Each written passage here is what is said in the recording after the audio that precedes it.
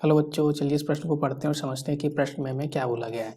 तो प्रश्न में हमें बोला गया है कि आंकिक विधियों में सिम्पसन के 1/3 नियम का सूत्र हमें लिखना है। ठीक है, तो देखो सबसे पहले हमें पता होना चाहिए, मुख्य अवधारणा में हम देखते हैं। ठीक है, मुख्य अवधारणा। ठीक है, मुख्य अवधारणा। तो अगर हम बात करें मुख्य अवधारणा में, तो सिम्पसन का नियम जो होता है वो क्या होता है। सिम्पसन का नियम हम कहाँ पे प्रयोग करते हैं, तो सिम्पसन, ठीक है, सिम्पसन नियम हम कहाँ पे प्रयोग में लाते हैं, जब हमें क्या निकालना हो, किसी भी दिए गए आकृति का क्षेत्रफल निकालना हो। ठीक है, तो किसी भी दिए गए आकृति का अगर हमें क्षेत्रफल या क्या निकालना हो, तो क्षेत्रफल। ठीक है, किसी भी दिए गए आकृति का अगर क्षेत्रफल निकालना हो, तब हम क्या यहाँ पे प्रयोग में करते हैं, अगर निकालना हो। ठीक है, तो हम लोग यहाँ पे क्या प्रयोग में लाते हैं, सिम्पसन का नियम प्रयोग में लाते हैं। ठीक, अब चलिए यहाँ पे प्रश्न में जैसा बोला गया था इसको हम लिखते हैं यहाँ पे। तो प्रश्न में हमें बोला गया था सूत्र लिखने के लिए। ठीक है, तो यहाँ पे आंकिक विधियों से सिम्पसन, यहाँ पे अगर हम लिखते हैं सिम्पसन, ठीक है, सिम्पसन के एक तिहाई नियम का सूत्र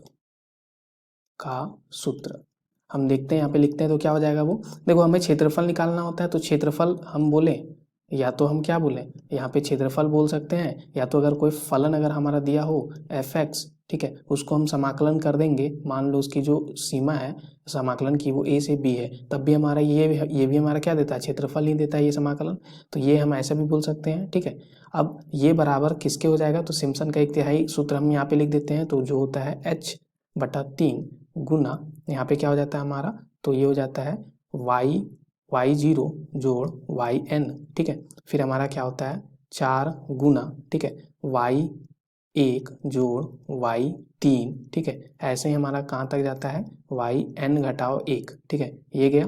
फिर उसके बाद फिर हमारा क्या होता है यहाँ पे, तो जोड़, ठीक है, जोड़ 2 गुना, यहाँ पे क्या होता है, तो y2 जोड़ y4, ऐसे ही हमारा चलता है। ठीक है, तो ये हमारा ऐसा क्या होता है, सिम्पसन का नियम का सूत्र होता है। ठीक है, तो ये हमारा ऐसा ही कुछ चलता है और ये हमारा सिम्पसन का नियम का सूत्र हो जाता है। जहाँ पे बात करें हमारा h क्या होता है, तो यहाँ पे अगर हम देखें तो ये जो h है वो हमारा क्या होता है, तो h हम कितने यहाँ पे कितने हमने क्या किया, तो h हमारा होता है अंतराल।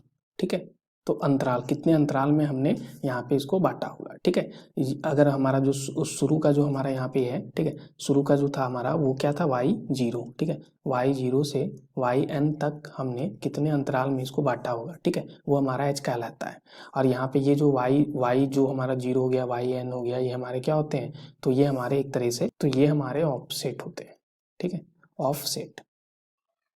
तो यहाँ से हम देख सकते हैं कि हमने यहाँ पे जो हमें सूत्र लिखने के लिए बोला गया था, तो ये हमारा क्या हो गया, ये हमारा हो गया सिम्पसन के 1/3 नियम का सूत्र। तो यही हमारा इस प्रश्न का क्या हो जाएगा, फाइनल यहाँ पे उत्तर हो जाएगा। आशा करते हैं कि आपको इस प्रश्न का उत्तर समझ में आ गया होगा। धन्यवाद बच्चों।